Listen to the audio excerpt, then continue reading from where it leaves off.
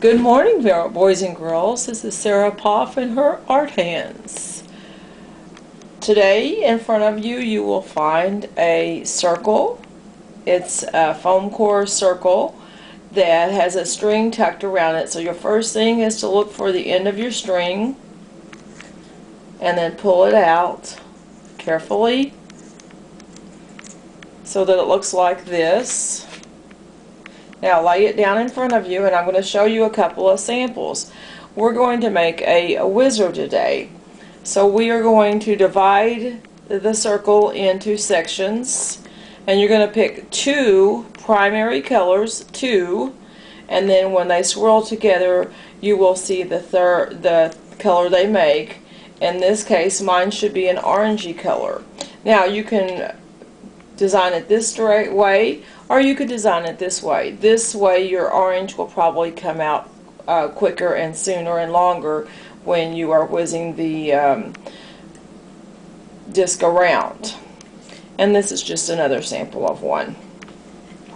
So you're going to take your markers and divide it into those sections.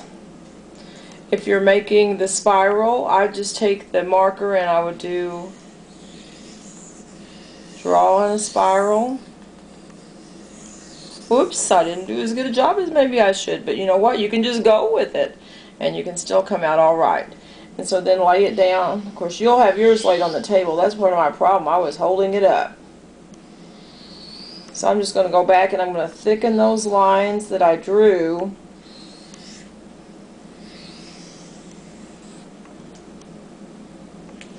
And then I'm going to switch to my other primary color. Remember, your primary colors are red, yellow, blue. Now if you mess up and you pick another color, I'm not going to be upset. That's just your choice. But if you want to see a different color swirl around, the best thing to do is to stay with those primary colors. Remember, red, yellow, blues. There's a song I use sometimes. It's called "I've Got the Red, Yellow, Blues. I've got the red, yellow, blues."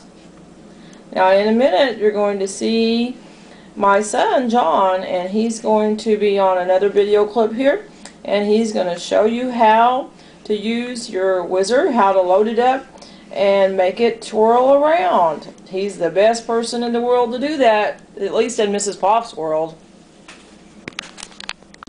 This is another episode of Sarah Poff and her art hands. We have a special guest today that's going to talk about what we're going to do.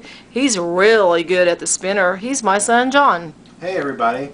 As Sarah said, this is a spinner. This is a toy from pioneer days that all you would do is take a button and string and have something to do for a while. What you want to do to actually make it spin is get the spinner in the middle, like this, and then throw it forward. See how it's spinning? You want to try to keep it as balanced as you can, and you want to go for a while. The longer you turn it, the more it will spin and the easier it is just to keep it going.